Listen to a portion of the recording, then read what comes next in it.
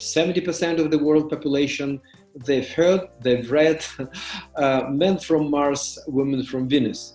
And now you've done new version. It's beyond Mars and Venus. It elevates the need for relationship to another level, not just companionship, but for romance, for love, for happiness. If you're happy, you don't have to have everything be perfect. What happens over time is we lose our ability to feel empathetic to our partner for a variety of reasons. That's the secret. That's the new emotional need. Happier is feeling free, feeling loved, and feeling loving. And that's what people want today. Right. And you can have that drive and be happy. I want to be the best, but I'm happy.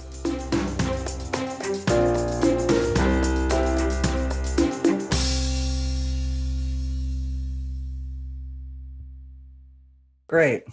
Look, it's like one of those things, I've prepared and I was talking to myself, giving you introduction, and now I have a feeling that I've done everything, so there is nothing to talk about.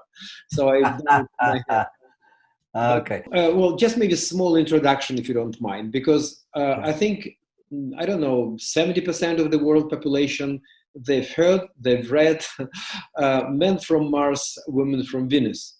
Not that many people know John Gray by name. So you put your brand first, and I think it's just partly because you're a modest person. I mean, you were behind this great subject, which actually transformed the way we view relationship. Your book was the most influential book. I've read it somewhere, I think by CNN or US Today, in last quarter century, the most influential book of all times. And definitely it was the bestseller #1 in 90s. And it is now, 45 languages, and it keeps growing. 100 countries, I think, published and selling this book. And in a lot of countries, it's still a best-selling book, even the older version. And now you've done new version. It's beyond Mars and Venus. I used to have a game when I think of a person, what the only one word which comes into my mind. And when I think about you, and that's no offense taken, it's energy.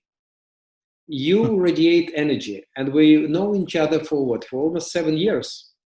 And after your long flights, and then having a dinner late night, and then performing brilliantly, unstoppable next day. So I know that you're very much in psychology, but at the same time, you're also tackling such things as chemistry of the brain, chemistry of the body. And if you could say something about that as well. So my first question is beyond Mars and Venus. So what do you think was the new kind of discoveries compared to the first edition of Mars and Venus? Thank you so much, Gennady. It's such a pleasure to spend time with you. And I wondered what that one word would be. And I was a little surprised when you said energy, and you're absolutely right. I am very proud of the fact that I am nonstop energy. I culture energy, so we can talk about that. But the answer to your question is dear to my heart is beyond Mars and Venus. It's the new version of men are from Mars, women are from Venus. And it doesn't replace it. It just expands that knowledge to help us to understand the modern challenges. And those challenges are actually very common in around the world today. The more independent women have become, the dynamic of relationship changes. When a woman is dependent on a man, particularly financially and for protection, there's a certain relationship of interdependence. And when a woman is more independent, which is now very common, the dynamic is men are not needed as much by women. Mm-hmm. When women do not need men for the financial support and for the status in society and for protection and so forth, but really it's more like I need a companion. It elevates the need for relationship to another level, not just companionship, but for romance, for love, for happiness. The potential today is to be happy, really happy. A lot of people are not that fulfilled and not that happy. I talk to many people who have been in relationships and they're happier being alone, because when they're in the relationship, it just doesn't work. It's a struggle. It's difficult. And that comes down to the communication skills. But what I found that communication can be so much better if we understand how we are changed as men and women. Now, in more traditional relationships, people read Men Are From Mars and go, oh my God, this is amazing. And those ideas still apply in many ways, but in some ways they don't. So that's beyond Mars and Venus. One of the concepts of Men Are From Mars is that men need their cave time. You know, if you work hard and you're a man, you become tired, you need time to rest and recover. Recovery is very essential in all fields of activity. You have to work hard and you must rest. Then your energy comes back. Interesting, that word energy comes up. Happiness brings energy, as well as cave time gives energy. Now, men, in order to produce energy and love and romance for men, and to manage stress effectively, when life is stressful, it drains us of energy. If we respond to stress in a positive way, it gives us energy. You know, people all think, oh, stress is not a good thing. Actually, if the world is providing some opposition, some resistance to us, and we overcome it in a positive way, we get energy from that if we take time to recover. So let me give the very practical example of a weightlifter. With the muscles, if you push your muscles to their limit and a little bit beyond, that means to overcome adversity, to overcome challenge, to push yourself, not completely, just to your limit, your potential, use your potential, and then go a little bit beyond with willpower. Then you'd have time to recover. It's the recovery time that your body rebuilds itself and strengthens itself. And biologically, there's a hormone that runs men, and that's testosterone. It has more to do with muscles. Men, because they have more muscle mass, when they're born, they have more muscle mass. Testosterone is a bigger player for his well-being. If a man is depressed, his testosterone is low. If a man is stressed, his testosterone is low. If a man is angry, this is what people don't realize about testosterone. His testosterone is low. You see, angry men have high estrogen, not high testosterone. Now, it could be a man who normally has high testosterone, very strong, powerful, confident man. But when he loses confidence, his testosterone is going down and his estrogen is going up. Interesting. That's what causes men to become aggressive. And when they're out of control, aggressive, violent to the people they love. It's different if you're a martial artist and you're protecting, you're cool, you're calm, you're not angry. That's a whole different thing. That's just solving a problem in the best way you can. But anger, fear, defensiveness, feeling offended, all of those things that are very common in men when they're not behaving well, all have to do with low testosterone and high female hormones. And lower the happiness level. Much lower happiness level. And you know what? I mean, just to support you, when I started this project, I don't know, I think probably I should cut it off, but I became much more sexually active. I feel my testosterone went up because there's a challenge, new challenge. I've never done it before. And I'm overcoming myself. So I'm kind of stretching myself. Yes, exactly. And I feel good about myself. And I feel, you know, in some other ways as well then. So that's the secret of keeping libido going in relationships as well, because testosterone has to do low testosterone, low libido in men. However, people will say yes, but, because to everything there are apparent contradictory beliefs or experiences. For example, a low testosterone man will actually have little sex drive or no sex drive for his wife, but he could be with another woman. He could be with the internet on porn because it's a non-personal relationship. But in a personal relationship, You love your wife, that's estrogen. See, we as men, we have both testosterone and estrogen. It's just that testosterone is so important. Testosterone gives us energy, motivation, gives us detachment, gives us clear thinking, gives us analysis, gives us objectivity, makes us systematic, makes us wanting to get to the point, efficiency. Now, those are all qualities that women have as well. Men have it and women have it. It's just that when men are happy and loving and their heart is open and they're inspired and they're motivated, all those positive qualities show up in men when their testosterone is 10 to 20 times higher or even 30 times higher than a woman. That's how we are different. This is such a profound biological difference. And for men, in order to rebuild the testosterone, we have to work, action, and then take time to rest. And in that time out, I call it cave time, that's how we rebuild our testosterone. However, we also as men need love, just like women need love. Estrogen, the part of us that's estrogen is love. Now, you might say women need love more. That's what they're saying. Do you love me? Why don't you say you love me? But as a marriage counselor, I'll say, what is the problem in the marriage? And the woman will have a long list. He doesn't look at me. I rarely had a man say she ignores me. He ignores me. He works too hard. He doesn't listen to me. He doesn't connect with me. He's not affectionate with me. He doesn't give me compliments. These are the kinds of things that women's mind is focused on, because those behaviors, when a man is attentive to a woman doing little things, not necessarily big things, little things, it stimulates estrogen. And estrogen, women require 10 times more estrogen than a man to be happy. And they need 20 times more estrogen to be in love. And that's what women want today. They want to find love, but they're burnt out. So many women are burnt out. They can't find it. They're looking for it.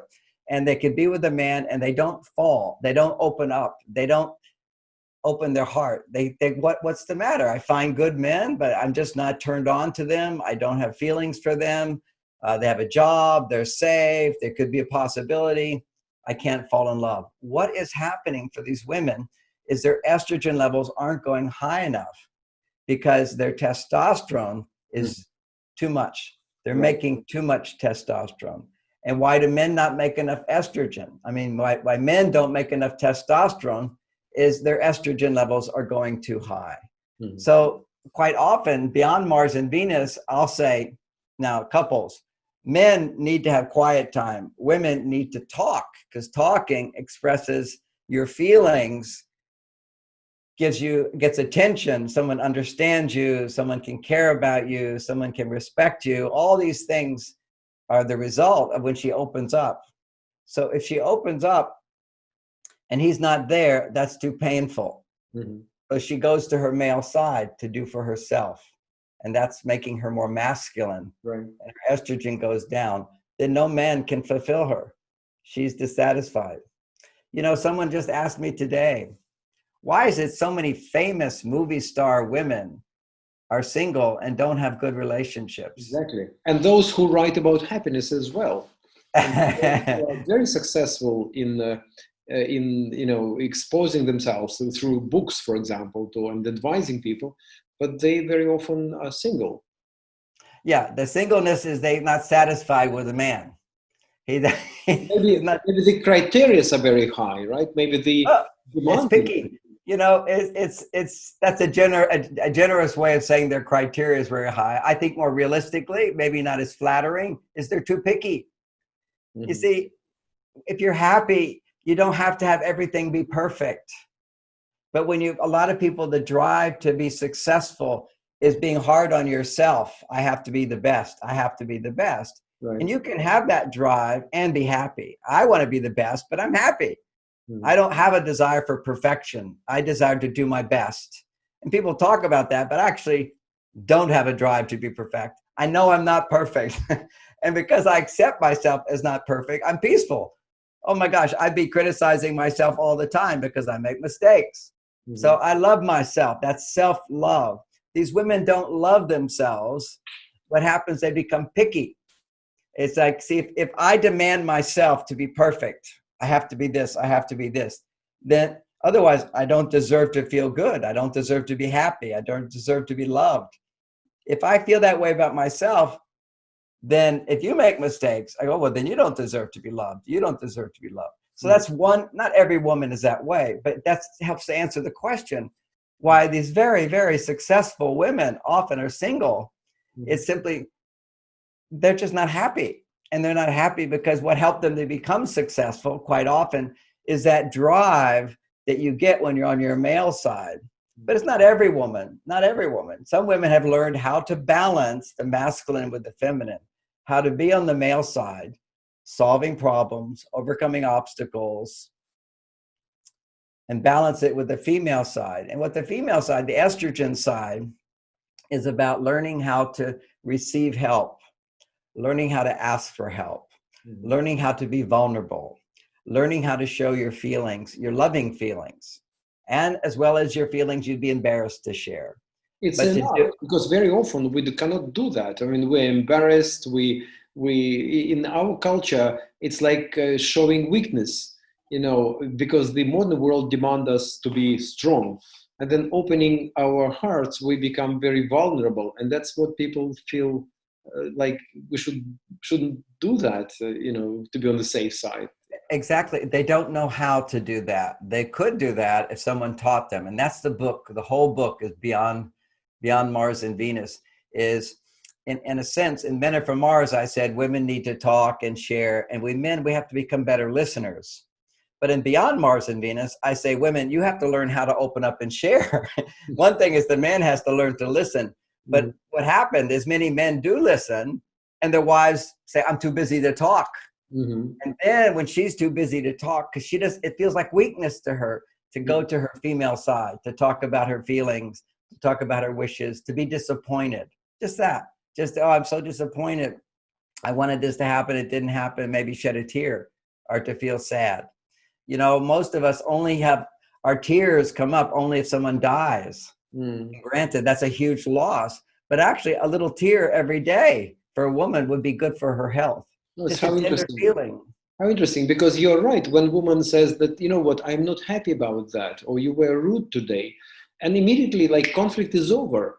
Whereas if you keep it inside and if you don't have friends to talk about, and then even if you do have friends, it still kind of burns you within. But opening communication, saying that, yes, I'm kind of vulnerable because you hurt me, and then the conflict is over in a second. Except the problem here is that if you say to a man, that hurt my feelings, often maybe the first time when you're dating, you say, oh, that hurt my feelings. The guy will go, oh, I'm so sorry. That there'll be that newness to the relationship. But if it happens again and again, a guy will go, but hey, you're being irrational. That doesn't make sense. I didn't mean to do that. You know that. You know me now. And he will invalidate what she feels because he will get defensive. We men have to learn how to listen. Like I built a house, I gave you children, I gave you money. So what else? Exactly. And then I forget to call you, and that hurts your feelings, and you feel like I don't love you. How can you feel like I don't love you? I do all this other stuff for you.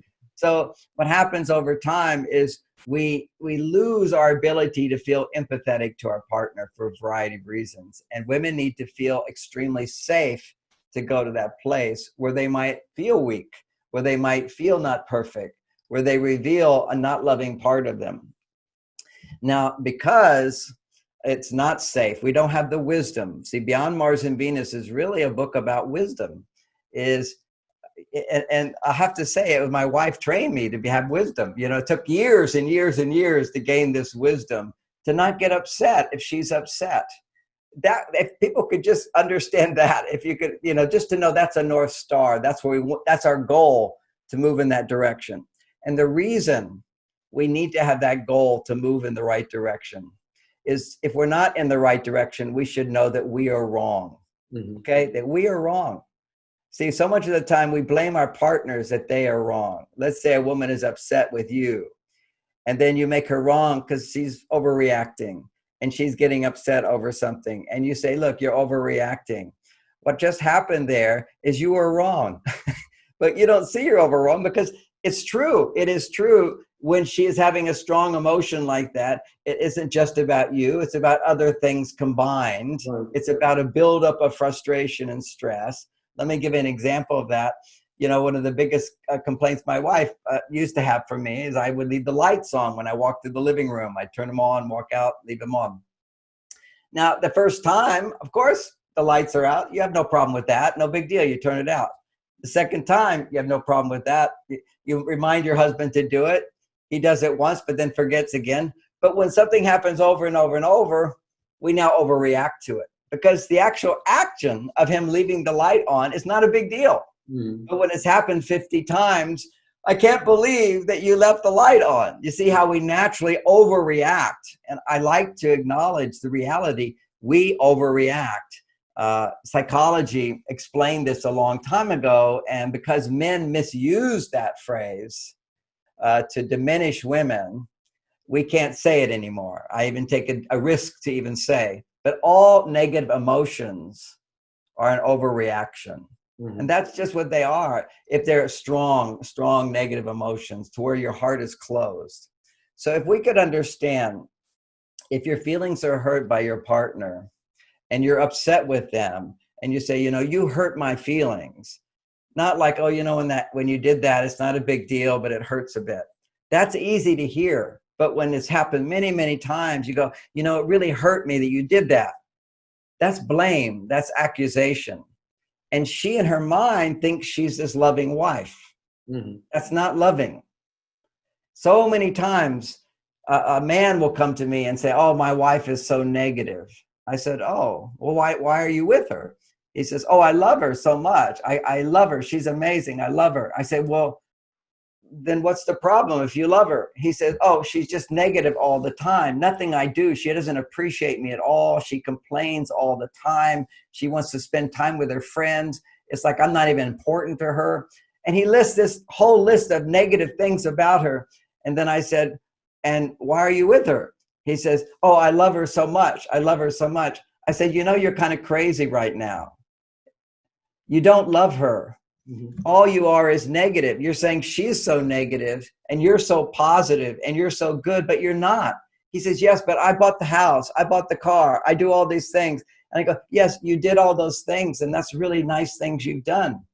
But you don't have any love in your heart. You think you have love.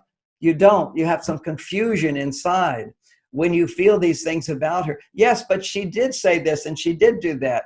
And I say, yes, and you have no acceptance. You have no understanding of why she did that. You have no patience with her. You have no understanding and caring and love and kindness and gentleness. No wonder she wants to spend time with her friends. Being with you, you're so negative. And he started out thinking she's so negative. And then someone has to point out to him, he's so negative. And that's what happens in relationships. Women say, oh, I give and I give and I give. He doesn't give me anything. And of course he gives her something. He's out there working hard for the family or whatever he's doing. But that doesn't even matter. If she's giving and giving and giving, the whole time in her mind, she thinks, I'm giving. I love him. I'm giving out of love. I'm such a good partner. See all the good things I'm doing. And simultaneously, she's also thinking, he doesn't do for me anything. I'm so good. He's not good. I give so much more. He doesn't give more. Does that sound loving? No.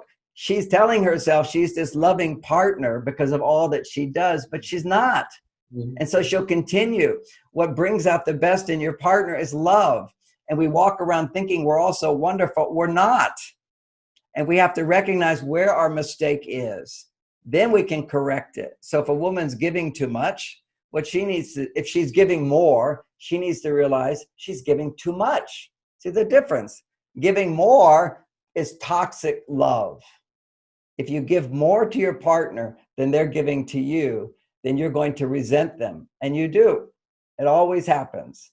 If you invest in something and you get nothing out of it, you're going to resent that investment. You're not going to go, oh, great, I love giving away everything. I've lost it all. No, one morning you're going to wake up.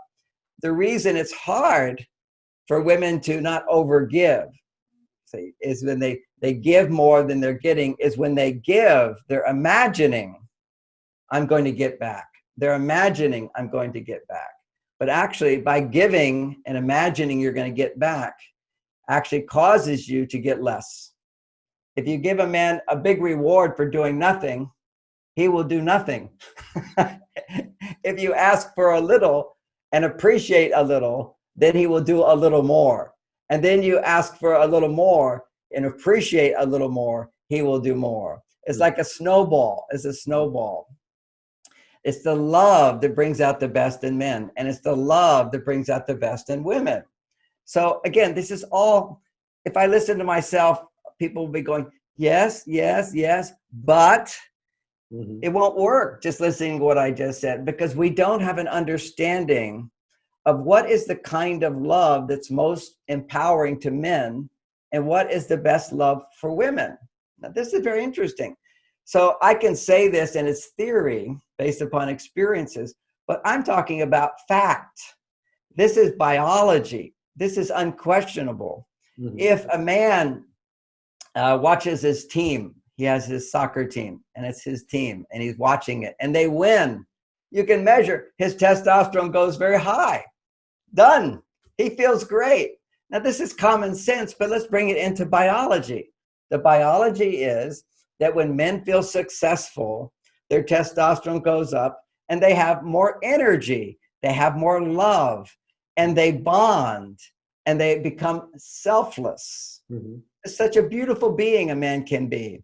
Imagine a performer on stage. The performer on stage is doing things. That's our masculine side, doing. And at the end of the performance, everybody stands up and appreciates them. Hooray, you are the best, and throws flowers. You're great. What does that performer do? They bow.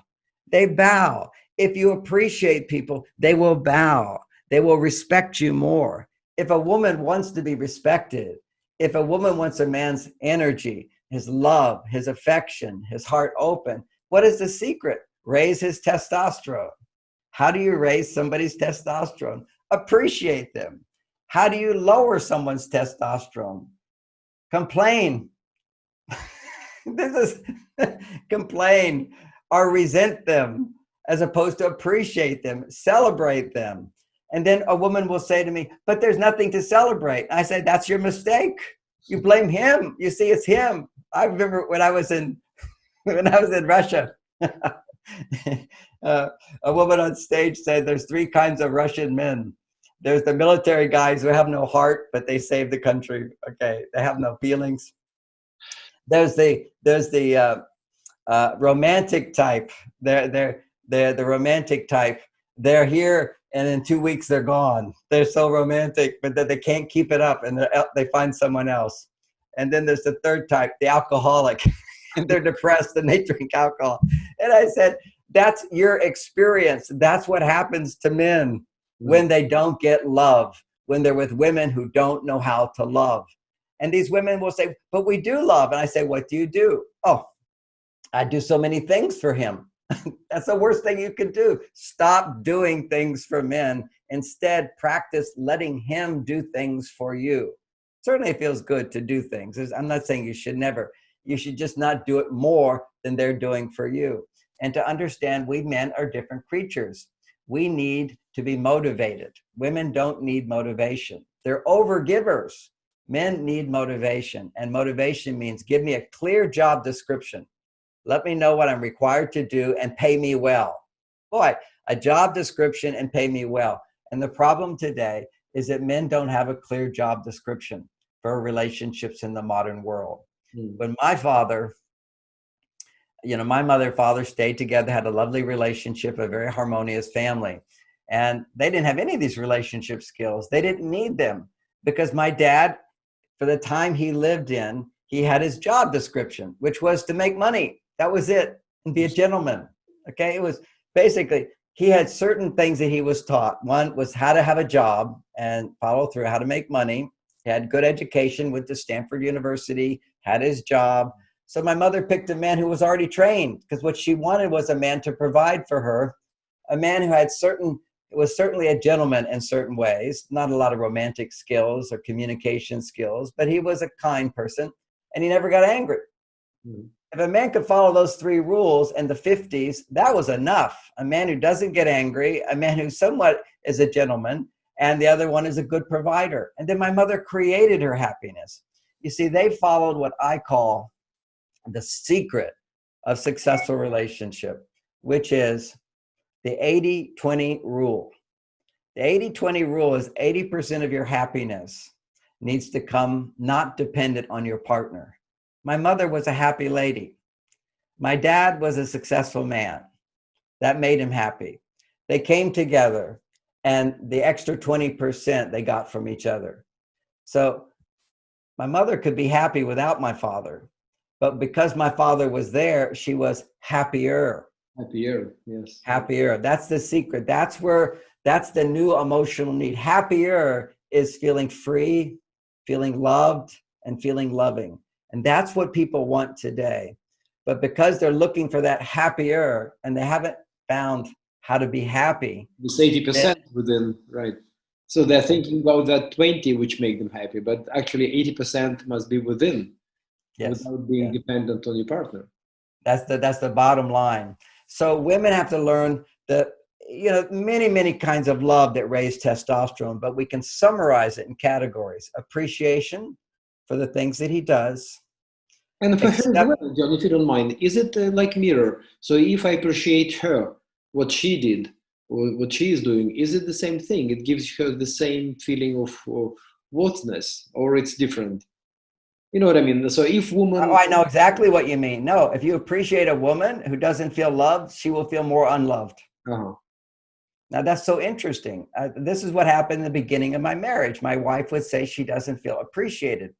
And so I sat in the living room on the couch, and I said, honey, would you bring me a beer? And she said, sure. And I'm talking to my friend Clifford on the phone. I said, would you bring me a beer? And she said, sure. And she brought me a beer, and I'm on the phone to my friend. I'm saying, isn't it amazing? I'm sitting on my couch. My wife is making dinner for me. I'm talking to you on the phone, and I don't even have to get off the couch. I can just ask my wife to bring me a beer, and she'll bring it. Is that amazing or what? I get to do whatever I want. I'm such a lucky man. She is the most amazing wife in the world. She does everything for me, and I can just sit around and watch TV. Now, isn't that appreciation? Not really, no. What I'm saying, I truly appreciate that she's doing all that for me, and that just made her angry, because she's going, yes, but you don't appreciate me, because in her mind, she thinks it's appreciation she needs, but what she really needs is my respect. You see, what women are missing today is respect. That's why they're so afraid of being feminine. Mm-hmm. That's why I want to be like a man and get the respect that men get. Is that men easily get respect. Women don't get respect, and that's what they need the most to be happy. That's what romance is. See, romance, here's an example of romance. I open the door for my wife as we get into the car to go on a date. And I open the car door and I say, now, honey, I know you can open the car door by yourself, but tonight, let me open the door and let me take care of you, because you do so many things for so many people. Tonight is for you. You see the distinction there? I'm respecting her. She's the honored person. I'm putting her ahead of me. I'm serving her. And ultimately, that's what every man is. We are the king. The king is a servant to his people. That's the real reality who a king is. The more higher you become in society, the more successful you are, the more responsible you are to the people you serve. Mm-hmm. Selflessness is the ultimate testosterone booster. It's the ultimate masculine act. Mm-hmm. And so women want a selfless man. So they assume if I become selfless with him, he will become selfless with me. No, it's the opposite. So yes, of course, I do appreciate my wife, but that's not the food that nourishes her soul. What nourishes her soul is respect. So if she appreciates me, I will respect her more. If I respect her, she will appreciate me more. So they're reciprocal in terms of the male and female sides coming together. The next is acceptance. If you want to build a man's testosterone, help him to feel successful, when he makes mistakes, no big deal. When he makes mistakes, you accept it. It's okay, no problem. And I remember learning that as a little boy. It stuck with me. It was back when black and white TV, and it was a British movie star. He was a charming, rich man. He had a castle. He had a party at his house, and somebody dropped a champagne glass on the ground and went, "Oh my gosh, I'm so sorry." And he took his champagne glass and he says, "No problem. We have so many." And he threw his own into the fireplace. Now, basically what he was saying is no big deal. Why did that stick in my mind? Because that is the essence of masculinity, of loving masculinity. The masculine side of us is always taking a risk. That's who we are. We're risk takers. And so you're going to fail. No big deal. The successful man knows that every successful person has failed a lot. We make a lot of mistakes. No big deal. I can correct myself. I can be better. But when you make a big deal out of something, oh, that was really bad, his testosterone is going to go down. But women think, oh, unless I tell him how bad he is, he won't change. I said, no, just ask for something better. That's all. And appreciate what he does. It's imagine your partner's upset with you and they want to share feelings of upset. And they say, I'm really upset about something, but I want you to know it's really no big deal. I just want you to hear how I feel. And then we're done. You'll listen to anything. Women complain, men don't listen. Well, women make a big deal out of things. It's very hard to feel criticized and listen at the same time, particularly to someone you love. Now, why would that be? You would think it'd be the opposite, but no, it's not. You see, when you go for that 20%, that romance, that X factor, that, you see, life makes me happy. My wife makes me happier. Okay, the happier means I'm giving her the power to bring me higher. I'm dependent on her to go happier. I'm dependent on myself to be happy. But if I want to go happier, I'm giving her a power over me.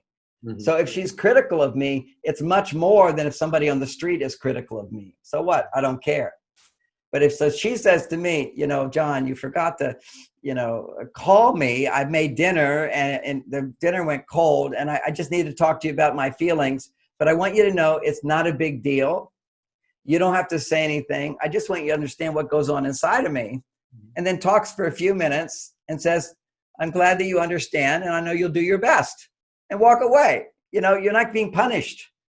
See, negative emotions, women use negative emotions to punish men, to push you into changing. Well, we have to learn if we want that extra 20% in life, because we're a higher consciousness being, it's not about pushing. It's not about resisting your partner. It's inviting. It's drawing out the best of your partner through love. We're trying to find this place of love, which fortunately, we have a glimpse of when we fall in love the first time, before we know somebody, before we know them, before we depend upon, we're kind of in a fantasy world, but we do get to experience the potential of love. But then we have to learn to give up all these old primitive habits of trying to change people to get what you want, instead of learning to appreciate someone to get what you want, in order to accept them as they are, to get more. And now, how do I get acceptance from my wife? I take time to listen to her. If you listen to a woman, if she feels understood, then she will let go of her need to change me. You see, if you're stepping on my foot again and again and again, I got to let you know, hey, that's stepping on my foot, buddy. That doesn't feel very good. You keep stepping on my foot. I have to communicate that to you. Now, ironically, communication is what separates us from monkeys. You see, a monkey, if I'm a monkey and you're a monkey and you step on my foot and you keep doing it, I don't know how to communicate, then I have to make a big noise. And wow. And then if you keep doing it, I assume you don't understand what it's like. So now I'm going to have to step on your foot so you really know what it's like. So I'm going to punish you. I'm going to make you hurt too. So all these are, anger and punishment and getting even and revenge. These are all instinctive parts of us as human beings that happen automatically, that run our life when we're stressed. Because when we're stressed, blood flow stops to the front part of the brain where we can behave like humans. And instead we behave like monkeys, or some scientists will say, we're not exactly like monkeys, we're more like 3-year-olds. These are just instincts and conditioning that causes us to be this way. So however your parents would respond when they're feeling unloved or stressed, that's how we begin to automatically react. It's react, not a response. You can make a nice distinction between a reaction is no choice. It just happens. And a response is, okay, I have this reaction, but what would be a better way to deal with this situation than my reaction? So emotions, negative emotions are all reactions. And they're good reactions too, because they can point out to you that what you're thinking is incorrect. Whatever you're thinking when you're having negative emotions, it's wrong. It's false evidence appearing real. F-E-A-R, fear, false evidence appearing real. And another way of looking at fear is forgetting that everything's all right. No matter what, it's how we interpret a situation. So if a wife is complaining, a man interprets that to mean, oh, she doesn't love me, she thinks I'm not good enough, then you're going to get all upset. But if you realize she's expressing how she feels, she needs to talk for a little while, then she'll feel better. Then your interpretation is, oh, here's a job I can do. And how do you do that job? Well, nobody ever taught men. How do you do that job? You don't talk. Don't speak. Just ask questions. You say things like, help me understand that better. Tell me more. When your whole body is saying, don't talk, you say, tell me more. And what else? Unless you get angry. If you get angry, it means you're not a good listener and you have to practice. It takes time to practice. If you start getting angry and you want to change her back, then you have to take a time out. If everybody could learn that one thing, there would be no violence between men and women. Mm-hmm. And the most violence on this planet is between husband and wife. Family violence is the greatest source of violence there is. And why is that? Because our partners have the biggest effect on us. Mm-hmm. See, if the world rejects me, no big deal, as much as if my partner rejects me. It triggers these childlike feelings, these aggressions, but we have these big bodies and we misbehave. Mm-hmm. So if people would do the timeout, all violence in relationships starts with a conversation. Very innocently, very often, trivial thing, and then it leads and it escalates and then comes to some. That's the magic word, escalation. You, then I say to you, then you say to me, I say to you. And what we have to recognize is in relationships, anything you say when your heart isn't open is going to escalate. So if you're talking and the other person isn't able to embrace what you're saying, like with understanding, then you have to end the conversation. Because when a man feels, okay, she's talking and I don't feel she accepts me or loves me, he will get defensive. As soon as you're defending, you're going into fight or flight. Fight or flight is a stress response. You're either going to attack or you're going to run away.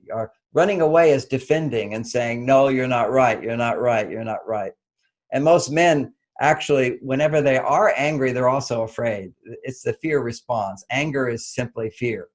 For example, why would I be angry about anything if I'm not afraid of some danger? Okay, then you're cool, calm, and collected. And it doesn't mean you like the situation. It doesn't mean you don't want to change the situation. It doesn't mean you don't want to, but you're not angry. Anger is a primitive reactivity of manipulation and control. Mm-hmm. And what I live in is a world of happiness where I don't need to control anybody. You actually control the world with no control. If I don't try to control people, it brings out the best in me and them, and it's the best of me too, is to accept and take time to understand. It's the oldest, these are like practical things that people have tried to achieve, and we're still trying to do it. And what I'm providing is a map, because we're at a new level now. It is a possibility for couples to grow in love. It is a true possibility today for us to achieve this. But the problem, if we don't understand it, is more difficult. But it's like crisis. It's huge opportunity to grow. Right now, we're in a crisis between men and women. The crisis is men don't know how to provide that 20% to a woman. Women don't know how to provide that 20% to a man. The foundation is first learning to provide it for ourselves, then how to give it to our partners. Mm-hmm. And these are the relationship skills. And then we can also talk about how to find the happiness inside. So many of your speakers, there's 1,000, 10,000 inspirational speakers talking about how they could find happiness inside. But look at their relationships. So the foundation is happiness inside, but then you have to learn how to share that with somebody. That's skills. That's that technique. So now what you have is the third type of love that women need and men need. Okay, the difference. So if I take time to understand her and hear her, then she can relax, and it's no big deal. You stepped on my foot. I've now communicated that it hurts, and therefore you'll do your best not to do it. But if I don't communicate, I got to keep trying to get you to change. So acceptance is such a powerful motive to bring out the best in men if you also communicate. Okay, so you have to communicate to him and also accept him. So you say to him, no, it's no big deal, but I want you to understand when you do this, it feels like this. And if you did this, it'd feel even better. So let me give you a practical way a woman can communicate to get more, because we want more. There's nothing wrong with wanting more in a relationship as long as you're happy with what you got, okay? So if you're happy with what you got, then people think, oh, well, then you won't get more. I said, no, be happy with what you got, then ask for more. But how do you ask is everything. Now, I'm going to give you the words, but even the words won't work unless you really are happy with what you got. So that comes from your 80%. Then you don't have to change your partner to be happy. Now what you're into is a new level of life, which is called preference, just letting your partner know what you'd like. So one of the things my wife figured out is I had this bad habit of leaving the light on in the living room. Okay, I mentioned it before. That's many other examples, but this is one example. And so finally, she'd always like be so upset with me and look at me. Why can't you remember? I can't believe you did it again. You know, what do you think? I have to follow you around and turn out lights all the time? You know, she would have her big reaction to it. And I would just forget. It was nothing about trying to upset her or anything. I just forgot. Okay. So then one day she says to me, she says, oh, John, I noticed the light was on the living room. I know so many times you turn out the light, but sometimes you still forget. I'd really love it if you try to remember and then walk out of the room. Just give me some breathing space with that rather than just staring me in the eyes, waiting for me to say, I'm so sorry. I'm not even that sorry. It's just a little thing. So then she did it again. A little variation is, oh, I see you forgot to turn out the light. I turned them out. And I know so many times you do it, but still, I just want to remind you, I really appreciate it. I love it when I go through and I don't have to do it. And then walked away. Just very light, very easy. And the third time she did it. And then after that, I remembered. Every time I walked through the room, I remember how nice she is and the way she asked.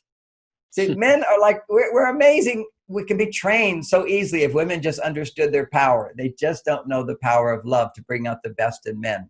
And men don't know their great power to bring a woman from feeling good to feeling great.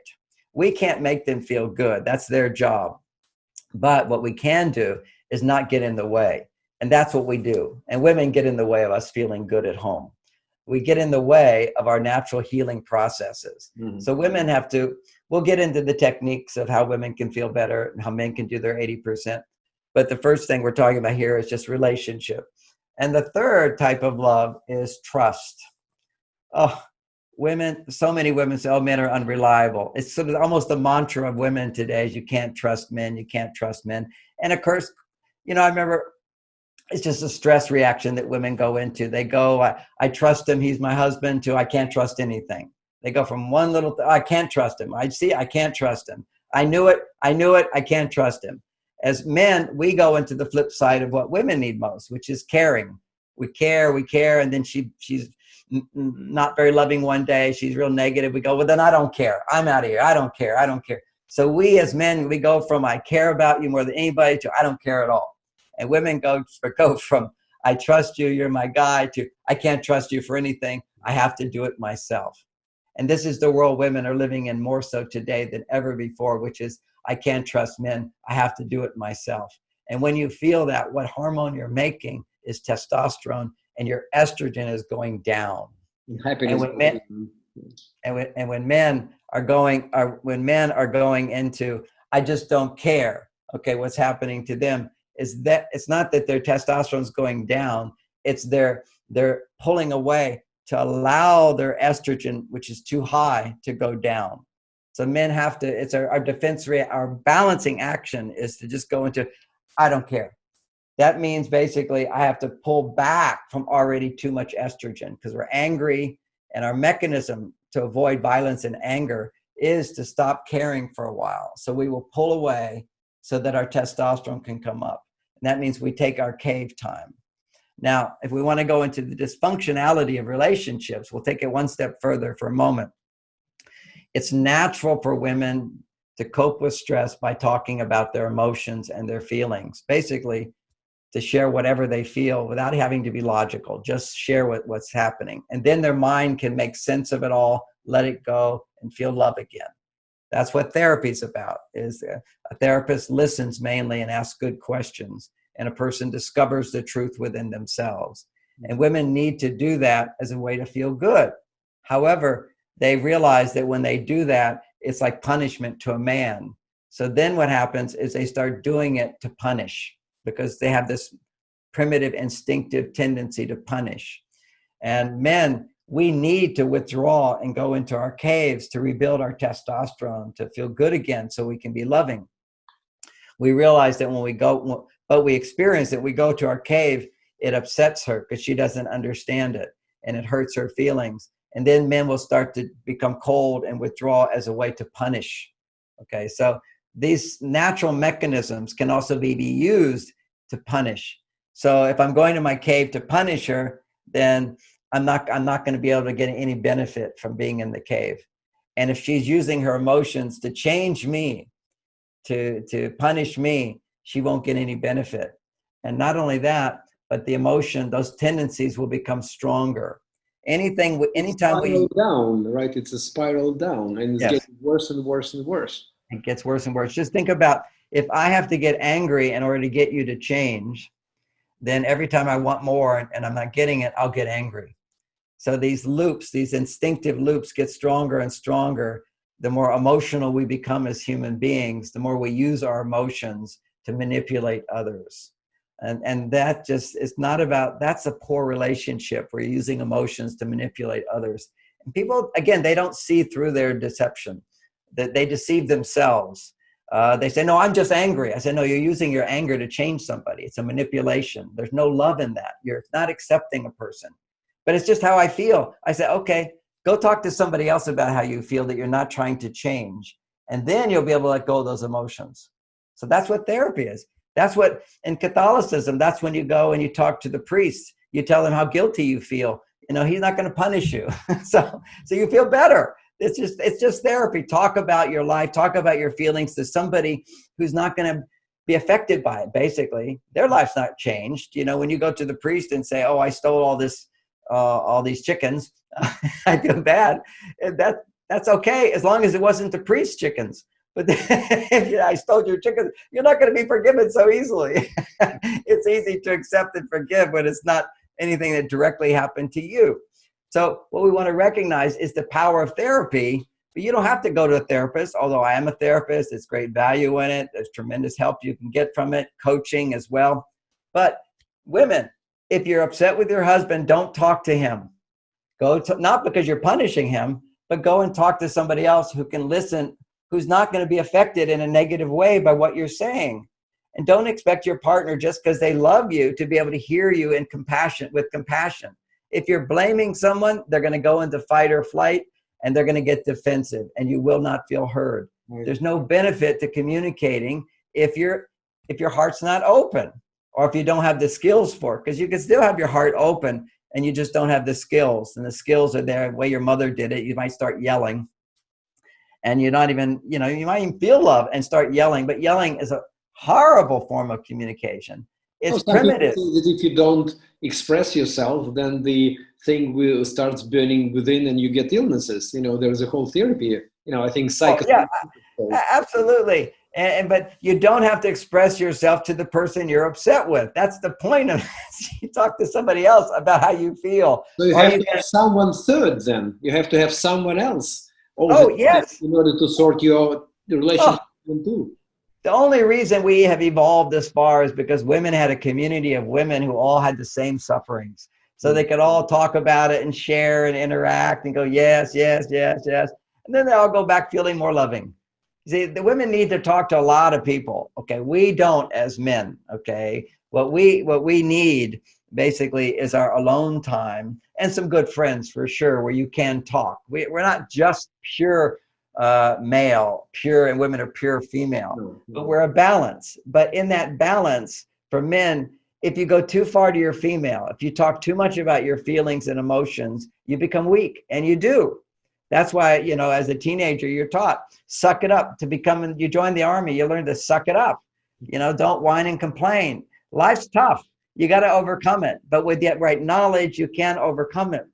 And it doesn't mean you can't have your moments, okay? But you got to be careful not to do it too much. And also, one of the things we've learned, what we can do as men, it's just not even appropriate to do around women, is men's groups and men's time. Men are in the bar, men out, we have men's groups, you know, times where men are on a team. And in that team, what's happening is we make jokes about things. See, women tend to want empathy. We need to lighten up. We lighten up and, oh, that's ridiculous. We often insult each other, but they're witty insults and they're playful. This is guy banter. We don't bring personal family issues to men, to male company. I mean, through jokes, we try to do the same probably, because for men to complain about his wife is really like, even in other males' eyes, it's really kind of. Exactly. If I complain about my wife, it's like I'm a loser. Exactly. But if I make jokes, oh, my wife, you can't believe, you know, she da da da da da. She said this, she did this, or my work da da da. This happened. It's absurd. You know, you bring out your frustration by making jokes, by being light about it, and that is legitimate. Psychology has minimized that and said, oh, that's bad, because if I did that in front of my wife, she would go, oh, how she'd be offended by it. You know, it's just, how can you make jokes about that? You know, just there's things men do to process, and that's not the only way we process, but that's a way to lower our stress level. Then our heart can open, and then we might have some deeper feelings that come forth, but it's in a loving context, not in this anger, aggressive place that we go to. You've got to lighten it up, open your heart, and then if there's some feelings you need to explore and look at, that's fine to do. But for women, that's their main job, is to go to the inner world. For men, the main job is to work hard and then relax hard and then give your love. See, it's that inner outer thing. And for women, to bring out the best in a man, to summarize what we just explored, is to appreciate, to accept. And how do you trust a man? You have to practice, okay? You have to say, okay, I'm practicing trusting. I'm practicing trusting. I don't trust, but I'm going to practice trusting. So what would it be? And let me give an example of this, because sometimes these are just abstract ideas. For me as a guy, I'm a very successful guy, and it's because I trust. Okay, I'm great, and I don't demand perfection. I'll do a good job, you know. And the life has many bumps. You know, we're going through a big challenge right now. And it will get better, you know, things are going to get better. So like, I'm an optimist, okay, things are going to get better. All right, so for me, that's a natural thing. Somehow my mother was very trusting, so I learned to be very trusting. As a matter of fact, I'm very spiritual. I know that she was very spiritual. Yeah, my mother's very spiritual, and my trust really is the spirit and God. I believe in the God. I believe that God takes care of me every day. I believe that I have a million angels that support me in everything I do. You know, these are my own experiences and beliefs. You know, I meditate at least 2 to 4 hours a day in prayer. My meditation is prayer. I was a monk for 9 years. Yes, I forgot to mention that you were with Maharishu, and the guy who was a guru for Beatles and Beach Boys. Yes. I was his personal assistant. 9 years, wow. 9 years I lived with him, and I was a #1 student. And I'm very, very good at meditation and prayer. Okay, it's like an expertise. And then, but my calling is to help people with love and relationships. He did not know how to do that. He's a monk, so I took over what he couldn't do, basically. And it's we all have our different purpose and mission in life, and to help people with relationships is my mission. I can teach therapy. I teach therapists. I teach health and wellness. I teach exercise. I teach so many different things because I'm always a student learning. But at the same time, my mission is what very few people can do, is teach relationships. This is a very new message on the planet today, which is to understand the deeper level of emotional needs of men and women and how we can come together. Because in the past, it did not exist. In the past, that's men are from Mars, women are from Venus. Men were the providers, and women were the homemakers. And now we have a chance for men and women can be equals, but not the same. And that's my message: equal, but not the same. They're never going to be the same, and that's probably contradiction, because people sometimes kind of misunderstand this equalness in pay, in working conditions, in the status, with equalness in chemicals, in biology. And that's what I think the major thing. And you were accused very often that you are sexist, etc. But what you're saying, that biologically we're different. I mean, the life, economic forces, social forces make us equal, but we're not, and that's absolutely true, because we have got different bodies and different functions of the bodies, and we men do not bring children to the world, and so all this stuff. Major differences, psychological difference, emotional differences, fulfillment differences, and more similarities than differences. But people say, why do you focus on differences? Why not just focus on similarities? And I said, that's the problem. Only time people argue and fight is when they don't have a positive attitude about the differences. Mm-hmm. I talk about the differences in a positive light. In the past, people would say, oh yeah, women are this way or that way, in a negative light. This is a way to positively understand who we are as men and women. And even that is not my main message. That's the tool to achieve the real main message, which is how we can create that extra 20% in our relationships. Right. How we can bring men and women together. And in bringing men and women together, what we're doing is embracing the masculine and feminine within ourselves. And that is when our genius can come forth.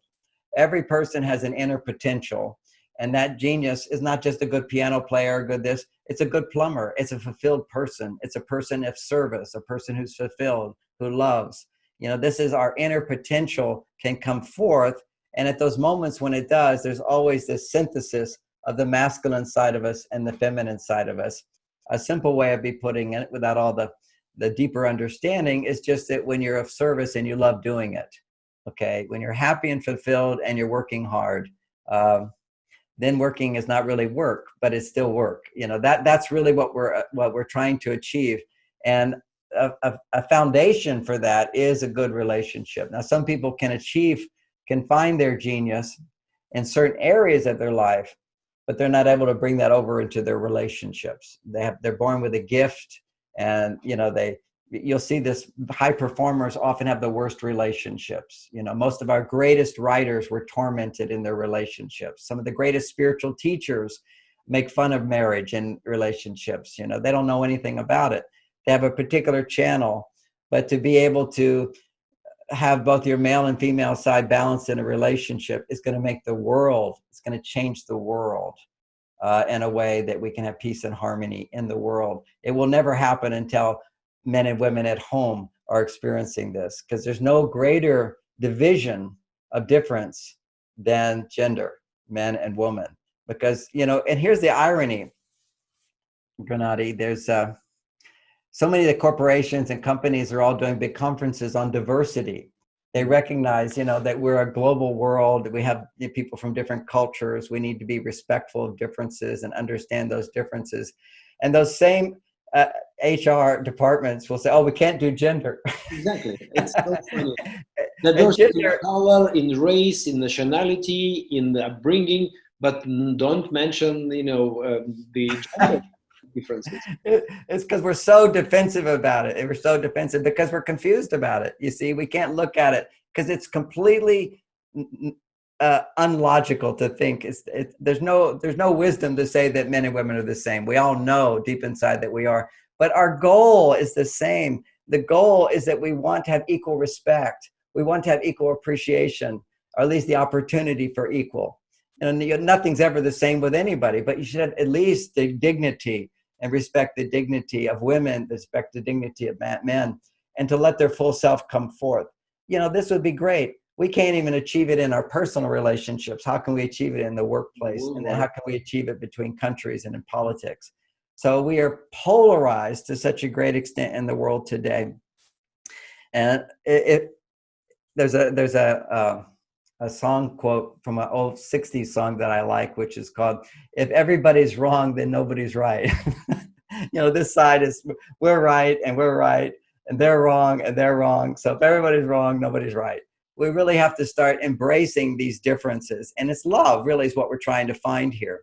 So, and beyond Mars and Venus, what I'm providing is this roadmap that helps women come back to their female side, and a roadmap that helps men come back to their masculine side and find a greater confidence and a strength and a greater capacity to love their partners and their family.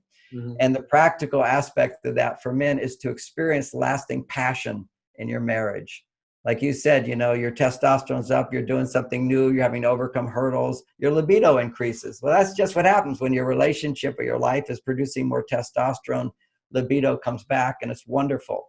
And for women, what women are not looking for is so much libido. They're looking for the passion that happens when you have romance and connection. They want to feel fully alive in their relationship with their partner because they remember how they felt in the beginning when there was newness. And the newness automatically generates it because we don't really know each other. So it produces a lot of dopamine. It's like the newness of doing these talks for you generates a lot of dopamine and testosterone. Well, for women, newness stimulates a lot of estrogen. And for a woman to be happy, her estrogen levels need to be 10 times more than a man's, average man. And her to be romantic and to be ecstatic, she needs 20 times more. That's falling in love. And yes, it will come down, but you can fall in love again and again and again. And for men, that falling in love has to be 20 times. It has to double. Whatever his normal testosterone levels are, he falls in love when they double. That's where you bond. And you don't have to be in that state all the time. It's literally, you know, if you're hungry and you eat a meal, you're satisfied. The meal was great and satisfied. So you're not thinking about food a lot after that, but you get the benefit of having had your meal. But if you don't have your meal, then what happens is you're missing it. You're hungry all day long. You're continuing to be, something's missing, something's missing, something's missing. If men don't get to hit that double mark occasionally, something's missing, something's missing. And if women don't hit that double mark where their estrogen levels double, they feel something's missing for the next 28 days. It's a cycle for women. They really need to hit double estrogen at least once a month. The difference between humans and monkeys is that women can hit double more often, but they biologically are required to be a healthy being to hit double at least once a month. And doubling her estrogen means romance. It means intimacy, emotional intimacy and physical intimacy. Interesting, but I know that there are a lot of chemical changes in our bodies when we have all these chemicals and all these emotions brings changes in our bodies. Now there is a lot of talks about neuroscience and everything, but my question is that can the things be boosted by supplements, by nutrition, by what I mean? So I mean I don't go either way, and there are a lot of talks about pharmaceutical companies abusing us, offering magical pill, etc. But knowing that you are doing quite a lot of research and looking at you, I mean. Obviously, your testosterone is very high, not because you're talking to Gennady, but because you are. That's the way you are. And I know that you're taking some supplements, and you're an expert in that. Well, I am, and if people want to learn more about wellness and supplements, I have a 400-page book on it at my website that's free. It's called at marsvenus.com. Right. And supplements are very, very helpful. As soon as you start taking any drug to alter your mood, you're suppressing your aliveness. Mm-hmm. Actually, if you take an antidepressant, you increase your stress levels. Right. Your adrenaline actually increases more. Although you feel numb, you're just not feeling it, but your body is like, terrorized. The problem only gets worse when you take antidepressants. And when you are out of balance, you need love. You need to give love. That's very important. But also you can be nutritionally deficient. Mm-hmm. I'll mention one, which is, I just don't know if everybody listening can get it, but it's called lithium orotate. Lithium orotate is illegal in some countries. It's legal in others. Psychiatrists give lithium carbonate to people when they're bipolar, but they have to give such high doses of it for it to work. It's not a drug, actually. It's just a mineral that the brain needs in order to feel good. Lithium. But there's forms of lithium. Lithium carbonate doesn't work unless you give toxic doses of it. So you get a result, but there's a toxic side effect. Mm-hmm. It's you're taking 500 times the amount of you need. So 500 times, it's a salt. So you're taking 500 times the amount of salt your body requires. There's going to be a negative side effect. So people are afraid of lithium because you have to take it 500 times the dose. But a German doctor discovered that lithium orotate is different from lithium carbonate. Lithium orotate, orotic acid orotate, is from mother's milk, and they bind lithium with that. And then you only need a tiny bit of lithium, which is therefore what your body requires. It doesn't require a lot. But if you're stressed, you run out of lithium, and then your brain can't find its balance point. You just can't find your way home. You're missing. You can't get there. Can you get it from somewhere else? I mean, not in forms of this condensed thing, but can you get it from, I don't know, plants? Yes, not plums, but beets. So borscht soup is one of the best antidepressant foods that you can have. Is beet and meat are really, really good for depression. So it's interesting. When you eat sugar, you deplete yourself of lithium. And that's why most of our sugar actually comes from beets. Mm-hmm. Beets are very, very sweet. So Mother Nature said, okay, if I'm going to give you sugar, I want to make sure to give you more lithium. Uh-huh. So you're going to get the lithium in the beets. So that's your main food source of beets. Also, for lithium to work, you need sunshine or vitamin D. So fish usually has vitamin D in it if you're not getting enough sunshine. So that's a really good one for nutritional support. I mean, there's so much to say about that. That's another whole topic. But I do suggest people to find lithium orotate if they can, because it's very cheap. It's just a little pill to take every day, and it'll make a huge, huge difference. But what we're going through right now, and we're going to be going through it quite a bit now, these pandemics, from my point of view, what you need is healthy immune system. We've always had it. I had all the diseases as a kid. But in a world where people aren't responsible for their health, they're looking to their government to take care of them. They're looking to government, the doctors, to make them healthy. Doctors aren't healthy. Healthy people are healthy. They don't take drugs and all these things. Mm. So that's one school of thought, and God bless the people that want to go there.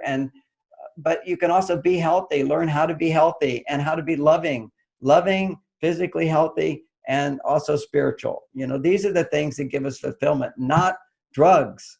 That's not the answer. But for some people, they don't have the education, the opportunity. That's their answer. That's their choice. We should live in a free world. That's all I ask for, is a free world where people can be responsible. They're making their own choices. Yes. It's interesting.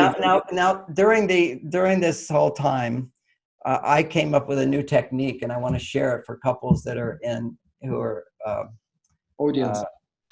They're stuck in the house together, and this is such a great technique, which I will continue to use forever. And it's supercharging your male and female hormones. I call it a genie in the bottle. Okay. It's Halina, I think. Yeah, it's Halina. My time's running out.